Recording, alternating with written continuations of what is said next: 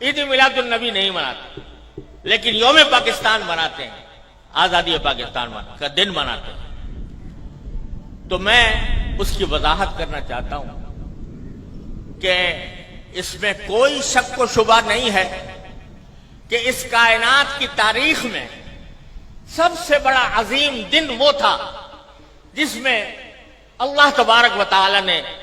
اس کائنات کی ہدایت کے لیے جناب محمد رسول اللہ صلی اللہ علیہ وسلم کو مبعوث فرمایا۔ اس سے زیادہ عظیم دن انسانی تاریخ میں کوئی اور نہیں جس میں آپ تشریف لائے، لیکن آپ ہی کی تعلیمات اور آپ ہی کی سنت اور آپ کے جانثار صحابہ کرام کی سنت یہ ہے کہ انہوں نے کبھی نبی کریم سرور عالم صلی اللہ علیہ وسلم کا دن نہیں منایا، اور اس لیے نہیں منایا کہ اللہ تبارک و تعالی نے رسول کریم صلی اللہ علیہ وسلم کو اس لیے مبعوث فرمایا تھا تاکہ آپ کی ہدایت کی روشنی سے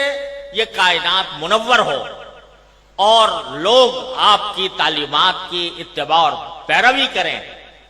آپ کی ذات والا صفات وہ ہر قسم کی رسمی کارروائیوں سے کہیں بالا تر ہے، اور حضرات صحابہ کرام جو آپ کی زندگی کے ایک سانس کے بدلے اپنی ساری زندگیاں نچھاور کر سکتے تھے، انہوں نے کبھی یہ دن نہیں منایا۔ جب انہوں نے جو کوئی چیز نہ منائی ہو اور انہوں نے اس سے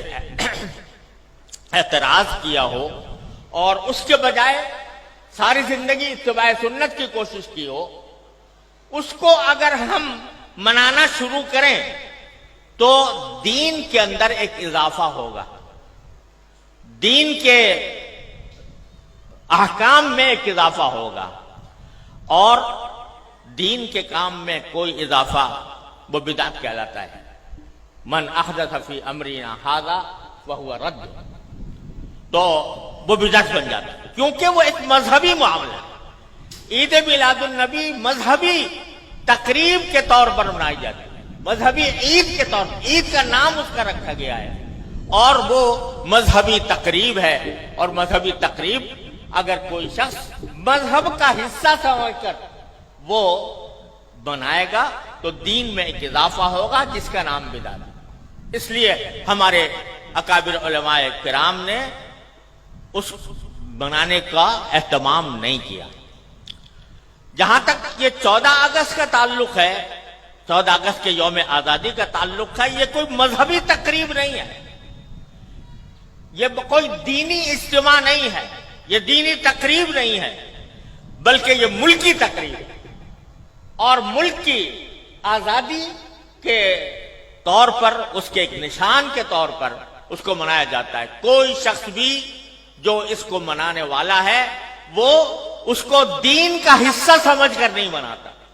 اس کو مذہب کا جز سمجھ کر نہیں بناتا، بلکہ ایک ملکی تقریب ہے۔ ایک ملک کے اللہ تبارک و تعالیٰ نے ایک ملک ہمیں عطا فرمایا، اور ایسا ملک عطا فرمایا جس کی تفصیل مولانا عزیز الرحمان صاحب نے بیان کی ہے،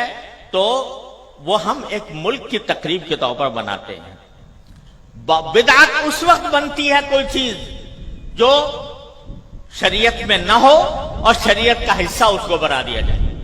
لیکن یہ کوئی شریعت کا حصہ نہیں، یہ کوئی دین کا کوئی دینی تقریب نہیں، دینی عید نہیں، دینی مذہب نہیں، دین کا کوئی مذہبی حصہ نہیں، لہذا یہ ایک ملکی تقریب ہے۔